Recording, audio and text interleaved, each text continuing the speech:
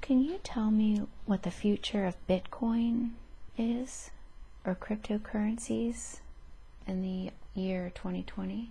I think that's something that will grow in popularity and value, and will become more mainstream. Is it a good time to invest in one of these cryptocurrencies? I would, if I was just playing a game with that, would probably place my token in that area. Okay. But I see fluctuations in the market, and with that,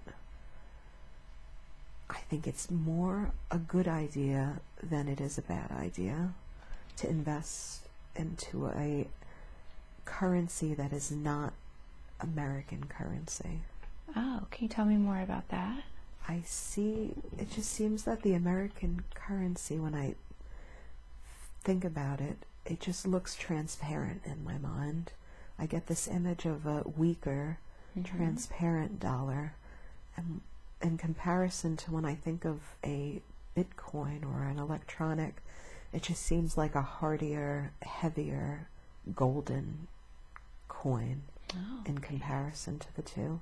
You were saying there's fluctuation in the market. Is this in 2020 in the stock market? I think you'll continue to see very drastic, it seems like up and down, very big ups and very big downs. Okay, but a fluctuation, not a big down that will stay down? Not a continuous downward drop, but you will have several spikes that will go down and then go back up and equalize, and go back down and equalize over the year. I think there is a shift in the marketplace. Like there's the way in what we're going to be buying this year. Oh, tell me about consumers that will shift some of this and regulate it. I think there's going to be more online commerce and less of our brick and mortar. But I see, just a lot of like a heartbeat almost that you would see on a screen. Just a big down and then an up. So no big crash in the stock market? No. No, it will hold itself. 2020 will not be a year that the stock market crashes by any means, but you will see people lose a lot of money, and you will see people make a lot of money this year. Okay. Any good investments this year that people should make? No, I don't see anything like that. I think they kind of hold off on that kind of stuff with me. Okay. What about specifics? Right. What money? What about the real estate market? How will that do in 2020? Locally? Locally. Locally? Locally in Florida? I think property prices will go down in Florida slightly this year. Well, not in Florida itself, it will go up, but locally it will stay the same, or prices will start to drop slightly by perhaps 10% increments. I will see a drop this year in local prices. The inflation from the last 2 years will start to balance out. But in the state of Florida, property, it just looks like it's being just like gobbled up, almost like a Pac-Man game. It's just one piece after another, after one tract of land being picked up and growing and growing. Okay. Yes. What about locally? Will these prices go back up, or will they stay down? Over the course of the year, they will begin to go down slightly and regulate themselves, but then they will continue over the next 10 years to go up in price as the derelict homes are bought up and redone, and then prices will stay at a premium for locally. Is this a good time to sell your house if you live locally in the Keys? It all depends on there's a lot situationally that would affect that. Okay. So specifics for someone who has a home that perhaps they are ready to move on and it's a fixer-upper and they'd like to sell, I think it's the perfect time to do that. Okay. But if you have a home and you're not ready, or you're confused, or you just want to make some money off of it and possibly turn it around on something that's already in good working order, I think it's better to sit on that until property prices go up in the next couple of years. So property prices will go up in the next couple of years? It looks like it's just going to get, like there will be more and more people wanting to buy down here, and just not enough property for them to buy, so the prices will go up as a result. What about globally? What about the real estate market globally in general? That's very big. There's definitely a need for more as we grow. But there is a need for different kinds of housing, and I think that's the real issue. Is not, is it going to go up or down? It's how we're going to house all these people, and that is a key to the future of real estate. That there is a need to restructure the way we house people. And that's what I'm seeing. What else do you see when it comes to that? Can you tell me more about that? It seems like there will be more. There's crowding. A lot of crowding. We're becoming more and more populous. There will be needing ways to create communities that are self-sustaining communities. And that's where the investments will be in the future, is these communities that are able to generate their own electricity and to power and water filtration systems. It just seems like they'll start on the smaller scale and then grow into larger Is this a good projects. A good investment? This is quite a bit away and is only beginning now. I think your investment would take so long to come back to you that it's probably, unless you were looking to create wealth for your grandchildren, not globally the best way to spend your money. What about stem cell research? I heard someone say that you could heal autism with stem cell research. Is this true? I think the stem cell is something that is so specific to the very essence of who you are and the creation of a person that the answers to anything you'd want to heal are going to be found within that core. So yes, and I don't see it stopping at autism. I see it becoming a very profound way of understanding ourselves and the healing of ourselves using only ourselves. When will this start? When will this... I believe it's already begun and is well underway and is undergoing many phases of research, and will just continue and continue until, I'd say within the next 10 years, you will see remarkable changes in the way we treat our illnesses using stem cells, and in the way that we begin to recreate the human itself. I see there becoming a very intricate understanding of how we can avoid illnesses altogether in reprogramming our genetics based on this process, in implantation of an embryo and it turning into a fetus. In using this before the person is even born, in that in that editing, an editing sequence. Will everyone have this done to them? I think it will come down to a choice on the parents and genetic screening on them.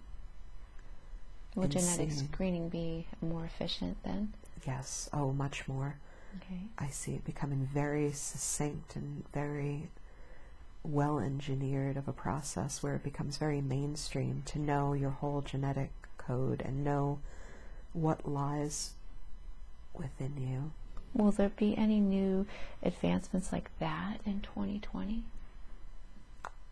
I see a very, very specific link between the source energy that we all come from and the way that our past lives and our genetics all work together. I'm a little confused right now, but I'm just going to shout out what I kind of see. Sure. That our genetics have carried the memories of these lives in them, but it also passes to you from your relatives in a way like there is a continual line that happens there, that your genetics and your past lives interact. Oh. Can you tell me more about that? What was the cough for? I don't know. Whoa. What is causing it? Is there anything causing that? Oh. I felt like something just got really dry in my throat all of a sudden and just had to come out. How do you feel now?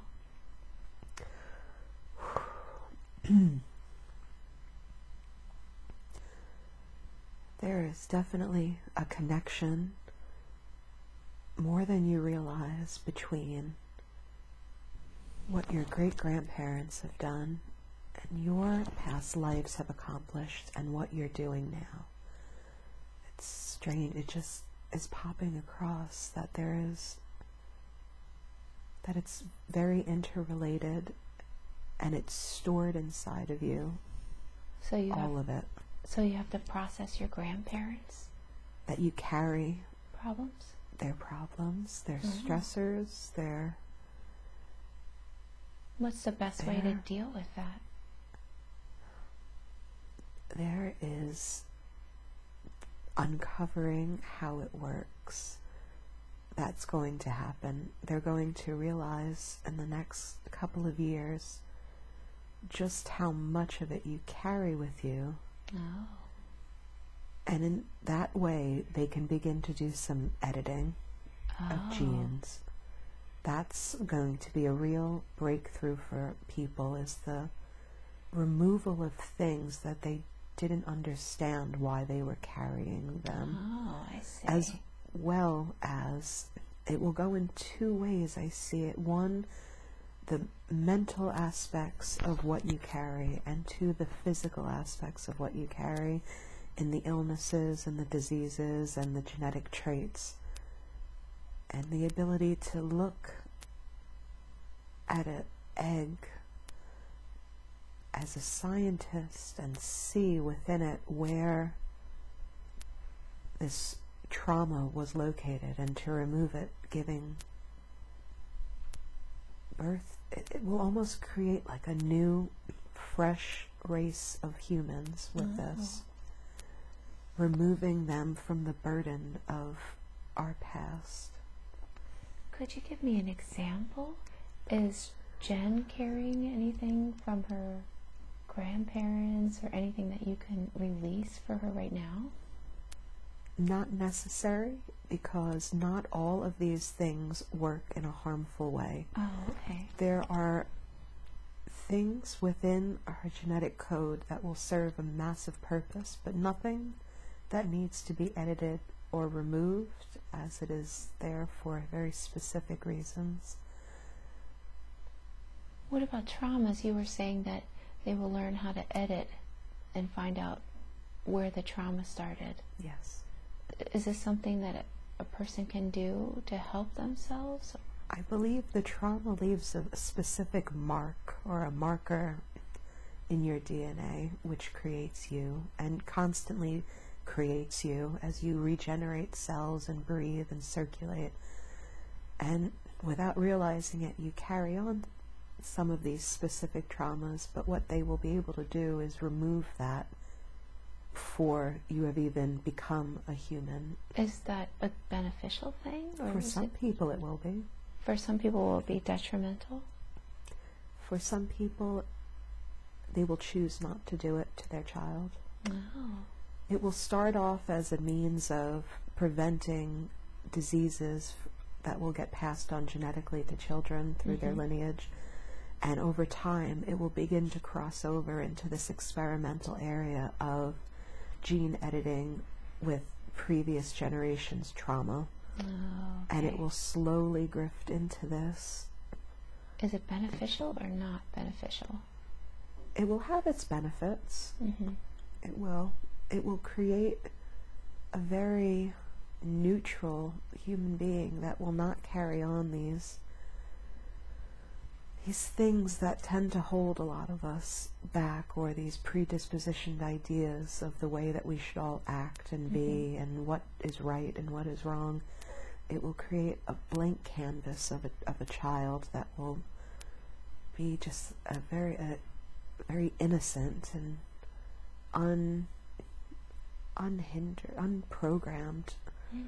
It will be a good thing. It's not something I look at and I'm scared of, or I'm afraid of how this will work out.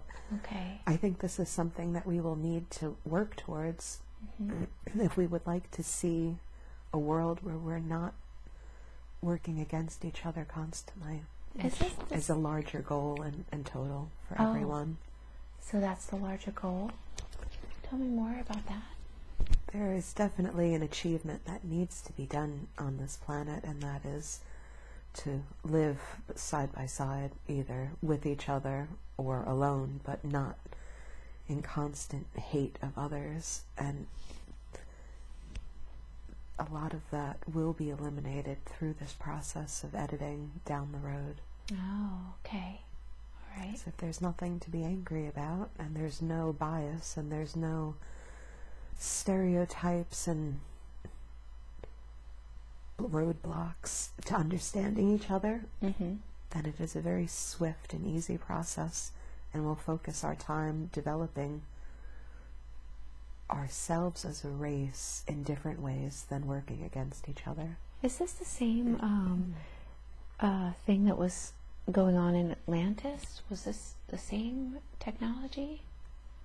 I think you're right.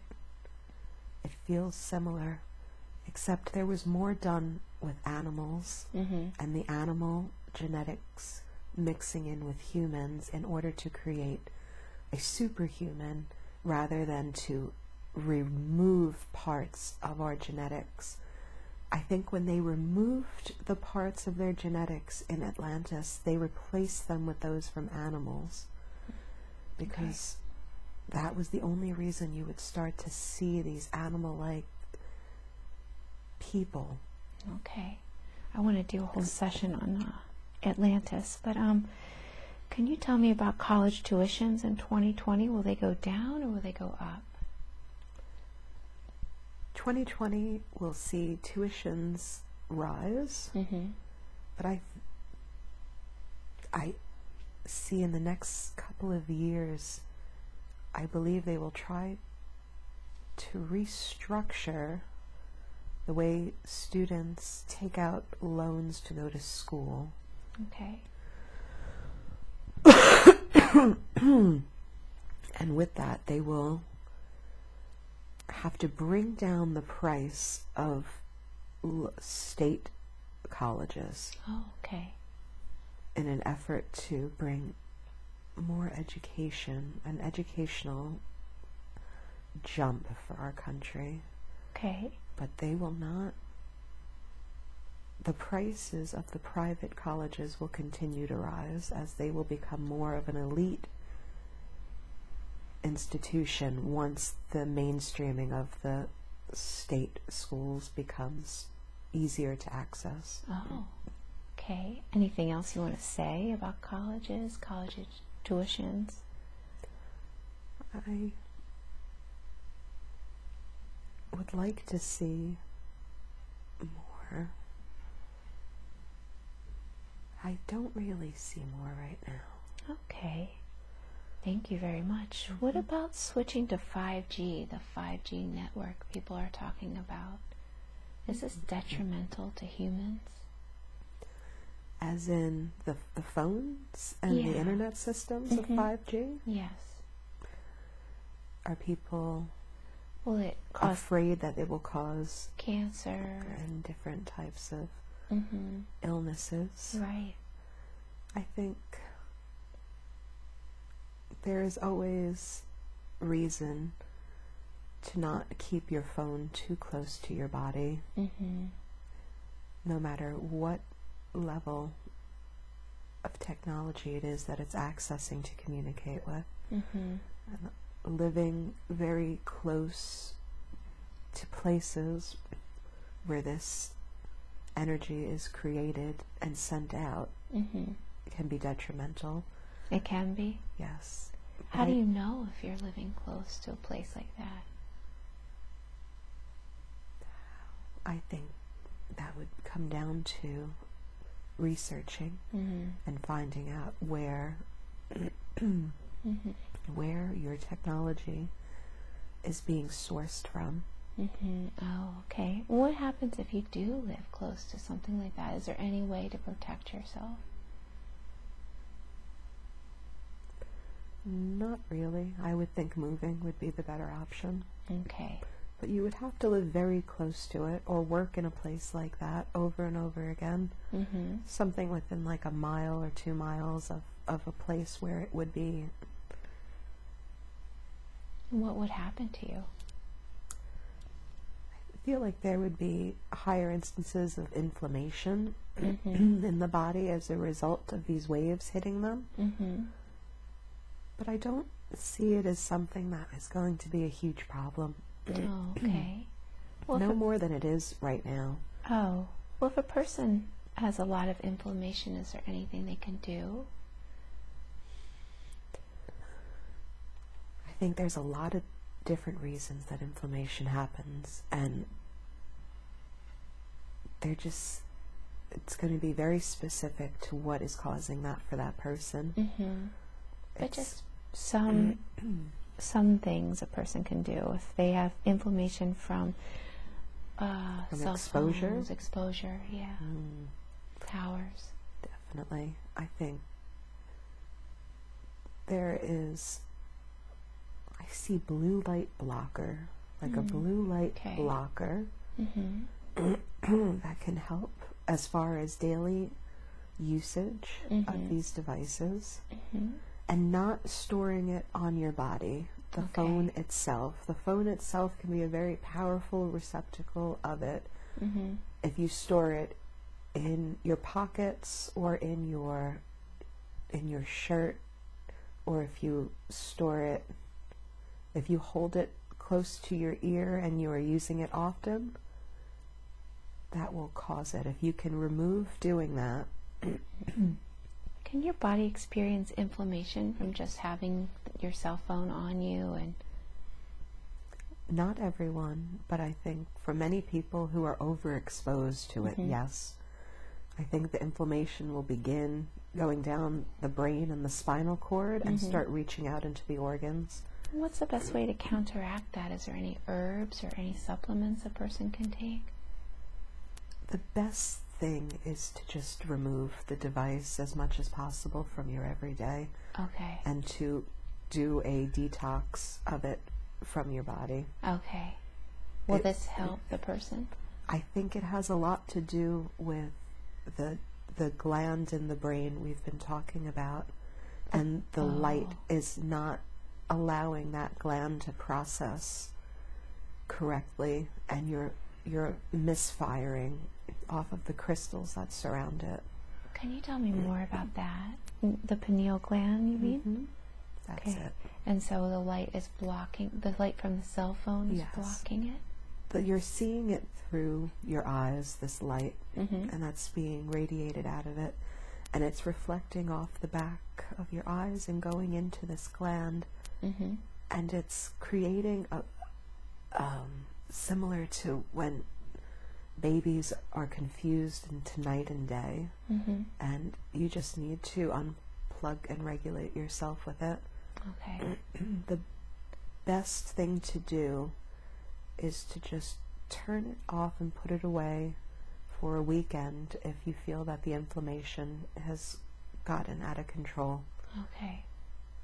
And sunlight in the in the early sunlight, a rosy golden glow exposing the eyes to that every day will help to begin counteracting that.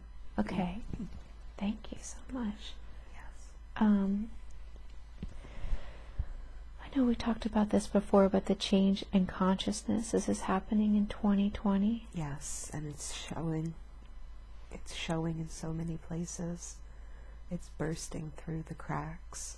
And it's heavily, heavily tied to the generation before us, the boomer generation, with the phasing out of that generation and the ushering in of the new one. Okay. And the youth who are very unhindered in their perspective and bias. Anything else you want to say about that? Yes, I see it's very, very beneficial and it is the beginning, and it is a very comforting thing to look at and to feel. It will create a much more even arena for us to create and to continue this experiment with. Can you tell me more about that? Yes. The younger generations have definitely been programmed for this. That's why you see less of the garbage in them that we saw in the generations before. Less of the set ideas and the roles, and more of a mix-up of whatever. And that's exactly what we needed. And this transition is happening. It's happening now, and it's not slow, actually. 2020 is a huge year for this. And when we sit here next year at this point in 2021 and we look at the year that happened, I think we'll both be pleasantly in awe of how much will change over the next year when it comes to the awakening of people around us and in the world. Can you tell me more about that? I think it is a destined year for people to become awakened. And it will happen in small ways at first for them, and they will continue. And they will become aware rather than lost. How will they become aware? What will change for them? The way that we look at each other, the way that we understand each other, and the way we interact with each other, which has always been the goal, is what will change. How will it change? The way that we perceive our relationships, specifically our gender roles in our society, are finally being broken and chiseled down that wall. Those will be thrown out. Our racial issues with each other will take a huge step forward this year. Wonderful. Our understanding of have and have not will begin to balance out. How will that balance out? The have and have not will begin to balance out by the upper end of the haves making some major changes in the way that their money is delegated and returned back into the system, creating the beginning of the return of our middle class. Oh, so the middle class will start to return? Slowly it will begin, but you'll begin to see the shift of that this year with different financial policies that will be passed, and the way that we start to appreciate our humble beginnings. Tell me more about that. There seems to be less of a desire to be a rich jerk, and more of a desire to be a whole and completed person than there is in competing against each other in this year coming up. Okay. That's wonderful. So more and more people will... Moving away from that 90s greed mentality and putting that to bed, and opening up a beautiful new concept that we could, like almost like a bubble of, that we can stay safely within and feel confident and happy in what we have accomplished and what we have so far, rather than comparison to the tops. How will people start to do that? Is there something a person can do to start to stop comparing themselves to others? No, I think it's something that's very individualistic, very specific to the person, and it's something that will happen in their due time, with the surroundings that are perfect for them and the situation that is perfect for them. It is not a one, a copycat type of situation where it could happen similarly for everyone, or all at once or at the same time. It's very specific to the person, but it's programmed. It's there. Okay, so it's programmed. But what general advice could you give people for 2020? This is a jump-off point. This is the beginning of so much. This is a year that we've waited for a very, very long time. Can you tell me why? This is a year that we are finally breaking free of our past and moving forward. It's just, even in the way that the numbers are structured, it is just the old and the new. And while they are the same, we're moving from the old 20 to the new 20. We're moving into something very big, but people they're waiting for it. They're expecting it. Even those who you wouldn't think, they're waiting to be awakened, and they know it's about to happen, and they're comfortable with it. And that's what we have been waiting for, is the comfort level to be correct. I see. Okay. For people to feel that they will be accepted and included in the future, as long as, even as they are themselves. As they are themselves, they will be taken and appreciated. Oh, so more people will be accepted and appreciated as they are without changing anything? Yes, and more people will begin to shed these false personalities that they put on, that they think makes them part of something or accepted, and they will begin to turn inward. And that is truly what 2020 will be about, is the inward journey is beginning en masse, not just in small groupings. It will begin to just spread and spread and spread in ways that we've never felt before. Thank you very much. You're welcome. What about alien contact or extraterrestrial contact? I've heard people say 2020 is the year of more contact, or it'll become more mainstream. I think through our understandings of who we are, that we were just talking about in the 2020 awakening, I think people will begin to have more of an understanding and become more aware of the alien presence that's already here on this planet. And that's what you'll begin to see more of, is the recognition that we are the actual aliens, and the sightings that you may see and the contacts you may make are not with aliens, but with our ancestors. And you will begin to open that door. Oh, I see. Is there anything a person could do to help themselves during this time, as far as contacting basically themselves? An open mind. An open mind. A very open mind, and the bravery and the confidence to look within and accept what you see in those answers of our heritage. Thank you so much.